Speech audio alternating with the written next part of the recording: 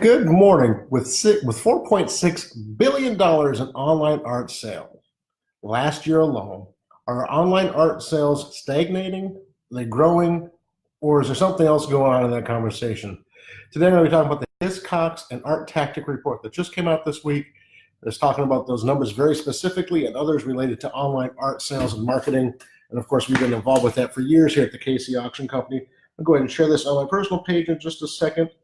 But thank you so much for watching. I'm behind the gavel with Jason this week. We're going to be talking about the online art market and if it is stagnating, if it's growing like it should be, or if there's other factors in play in those numbers. So what does that mean? So Hiscox is a big insurance company. They work mainly in business insurance, but they do personal property and they do private equity and all kinds of other subsets of their business in relationship to insurance. So they put out this report with Art Tactic, and you can see it's like 40 pages. Really interesting work done here. And I'm going to be talking about just a small part of it today and kind of giving you my take on what they're saying and how I see it affecting our business and what kind of similarities and correlations I've drawn between what they're talking about and what we're doing and seeing in the marketplace as a whole. So there's some of the key findings is that last year from 2018 to 2017, there was a 9.8% increase in online art sales. And they monitor that through many different factors, whether that's gallery sales, they have information about art fair sales, information about auction sales, which are very easy to obtain. The auctioneers are the most transparent form of art sales out there because we put out every price we ever attain for an artist or for a painting. And other areas, artist direct sales that they can extrapolate from different methodologies that they use. So from 2017 to 2018, there was a 9.8% increase, which sounds spectacular. If I could do a 10% increase in my revenue every year, I'd be pretty happy. But the year previous was almost 13%. I want to say it was 12.8% was the increase from 2016 to 17. So there's a little bit of a slowdown in the growth. It's still growth, but it's a slowdown in the growth. But there's some really positive factors as well. And I'll be talking about millennials and younger buyers a lot today because we're talking online sales, and obviously online sales are geared more towards younger folks, although our buyer base is extremely diverse.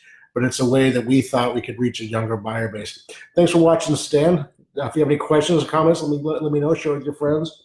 So 55% of folks, and I want to say millennials, who bought art online last year, plan to buy art online again in the next year. So over half of those who say they bought art online in the last year are going to be buying again this year, or they plan to. Life happens. Some people will, some people won't, but over half of the people who bought last year plan on buying again this year. That's a great factor. That's a great indicator of market strength to me. It means that the economy is doing well in their world and that they're planning on investing in art going forward. Whether it's investment or just decoration, they appreciate it, they like it. They'd rather buy good art than cheap crap to hang on the wall, which is exactly what we think and tell people all the time. 29% of millennials prefer buying online. And this I don't know if it shocked me. It was just interesting to see it. 23% of millennials who bought art say that they have never bought art in a physical location. They've never gone to a gallery and bought art. They've never gone to an art fair and bought art. They've never gone to an antique shop to buy art. They've never gone to a traditional bid call auction to buy art. All of the art they've bought, 23% said all of the art they've ever bought, they've bought online. They've never bought it in the physical structure. I think that's a really key and crucial thing to keep in mind, that almost a quarter of millennials who have bought art have never bought it from a physical location. And so I just think when you look at those numbers, over half millennials who bought art last year plan on buying it again, and almost a quarter of those who bought art in last year and have never bought it in person. I think those factors alone tell me that the online art market is going to continue to do well and better, because as millennials age and they become more established in their careers, they're going to have more discretionary income. At least that's been the case for my wife and I. As we get older, our plans and our plans and income levels, they fluctuate, but they kind of level out. We establish our baselines, and we know what we have more that we can spend today than we did 10 years ago. Even though our kids are in high school and soon to be in college, We just have planned and looked at those things for a long time now. And millennials are the same way. They're coming out of they're paying off their college debt. They're paying off other debts. They're factoring into their day-to-day lives the cost of healthcare, of housing, and they have a more of a firm grasp on that, a better understanding of how that really impacts their day-to-day life. And so they're turning more towards buying things that like, and online is where they're doing it. So overall, let's look at the last 5 years. According to Hiscox, in 2013, there was $1.5 billion in revenue of online art sales. Last year, there was $4.6 billion. So that's a 300% increase in 5 years. Again, if any industry can sustain that going forward, you will be very, very happy in 20 years. You can't help but be happy with that. One of the things that they talked about, and part of the reason the slowdown and the explosive growth, and there's, if you look at this graph, you see that the first year was the biggest change. Auctions and auction houses were amongst the first users, the first group of people to go into that marketplace. And so we have a longer track record of using online tools to sell art to young folks. Thanks for watching, Kurt. If anybody watching has any questions, go ahead and post them here. We'll have to answer them during the video. But auctions and auction houses around the country and around the world were amongst the first users and gravitated more towards it as a way to attract more buyers. And so there was a huge influx of auction houses going online.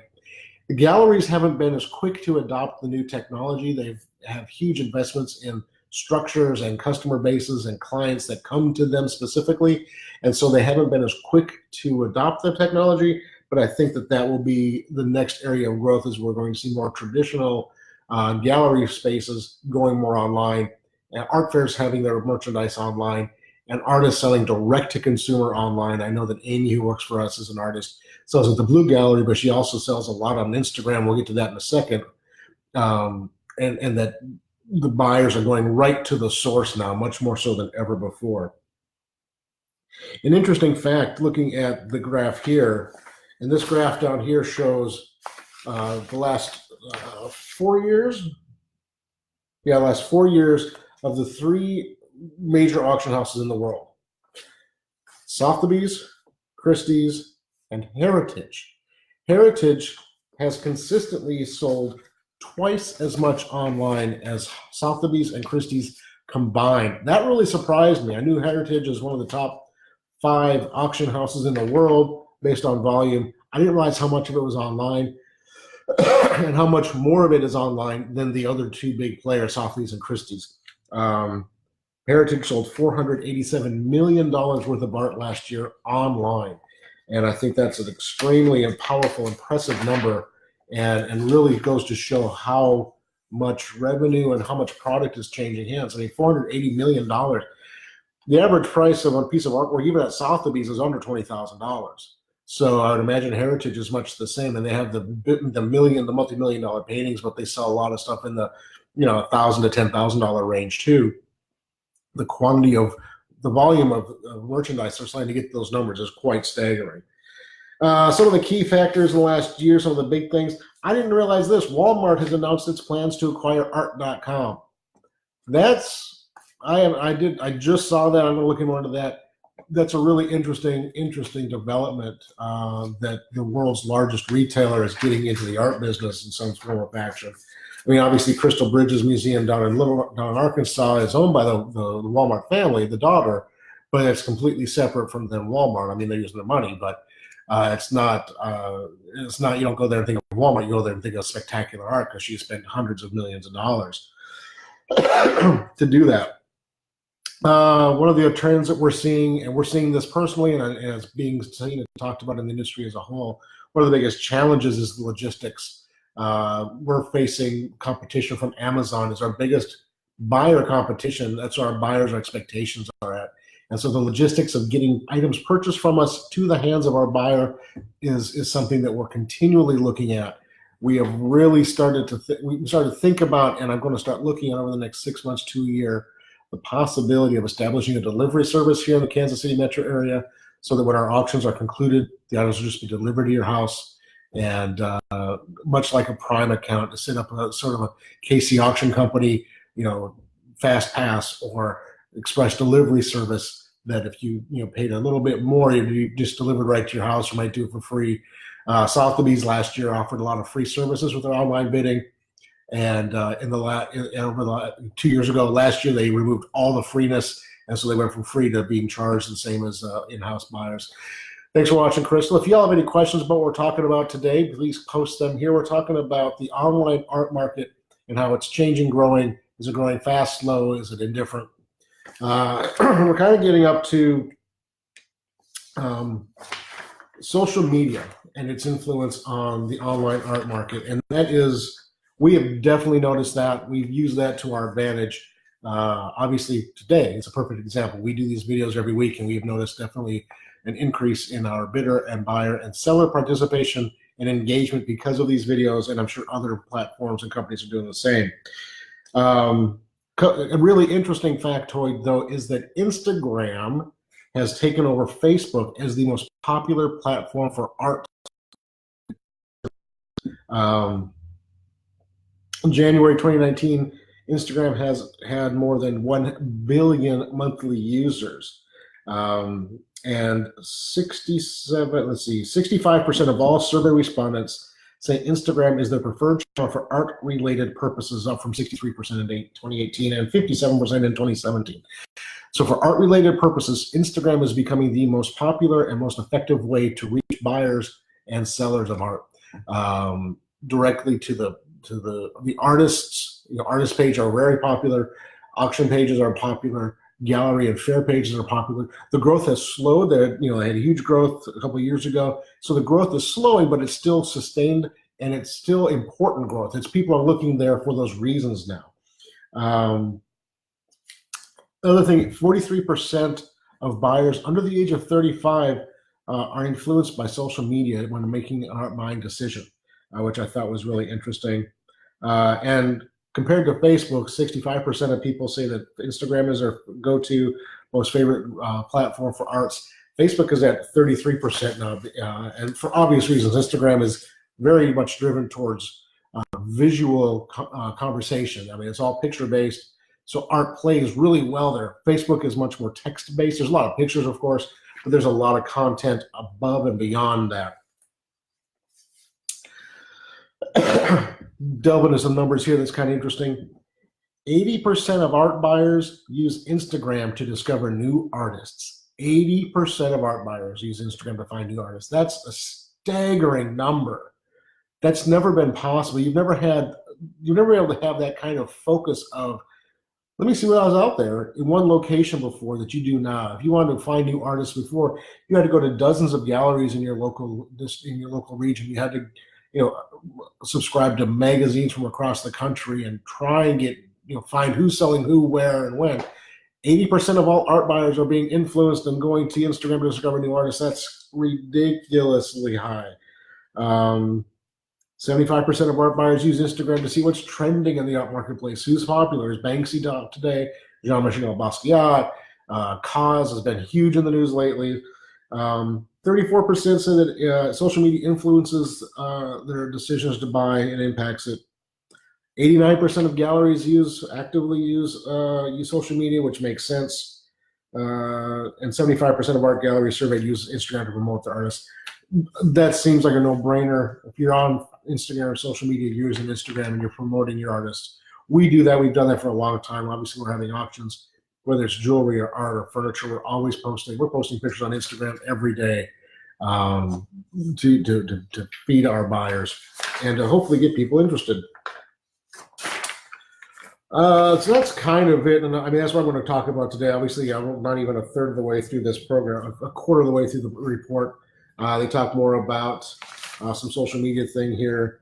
You can see that Banksy, according to this, has by far the most influence. That's the Banksy line. Next is MoMA, Museum of Modern Art, and then the Met, the Tate, the Guggenheim, Art Basel, and then Cause is the next artist. So we have Banksy at number one, and then Cause is all the way down here. Galleries or shows. So again, we're using social media. We're seeing a lot of other companies do the same. I feel like we're kind of leading that trend. We always try to stay active and abreast of what's happening in the online marketing world. because we've been able to use it to really maximize the return on our sellers' investments and assets to the best of our ability. So again, thank you all so much for watching. I'm sure I'll be talking about this here in the future. We have some incredible things happening here at the auction house tomorrow. If you're in Kansas City on Saturday, we're sponsoring the Kansas City Public Library's Wikipedia Editathon at the Bruce R. Watkins Center.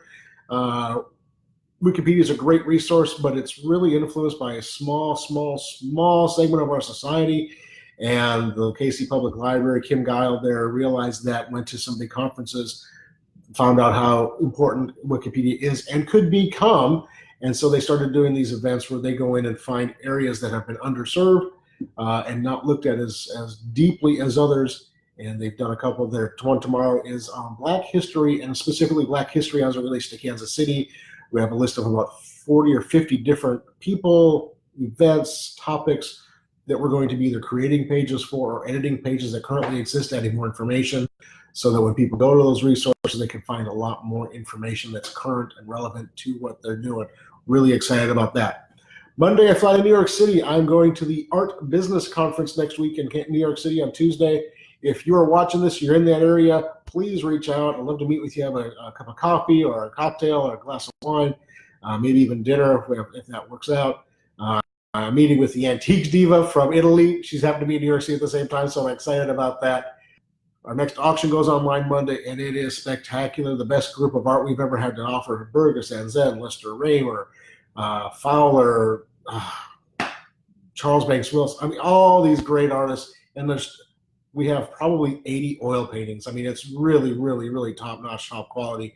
One of the Sanzens is the 1929 of Utah cabin scene, which is one of his penultimate time frames and images. The other is of the Lindsborg, Kansas brick mill, which, if you know anything about Burgess Anzen, Lindsborg paintings by Berger are pretty popular, probably because you worked there forever. And then next Saturday, a week from tomorrow, is the KCPT Antique and Fine Art Appraisal Fair, which we are sponsoring.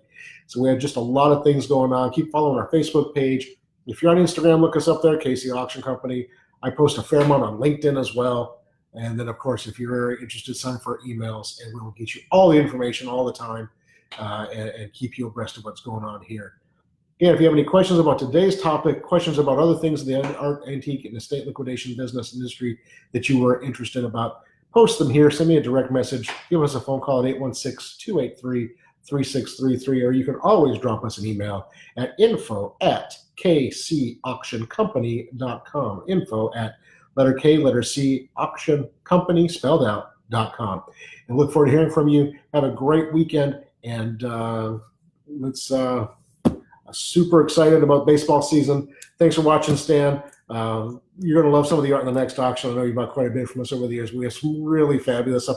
Oh my gosh, the Edie Fur-Necked collection that's rolling through is pretty spectacular. Kansas, New York, Chicago, Southwest, Taos, Mexican artist. She traveled the country from the teens through her 1979, I think she passed. And we have a collection that came through us of her works that is pretty spectacular too. So anyway, have a great afternoon, great weekend. Have any questions, let us know, and we'll talk to you soon.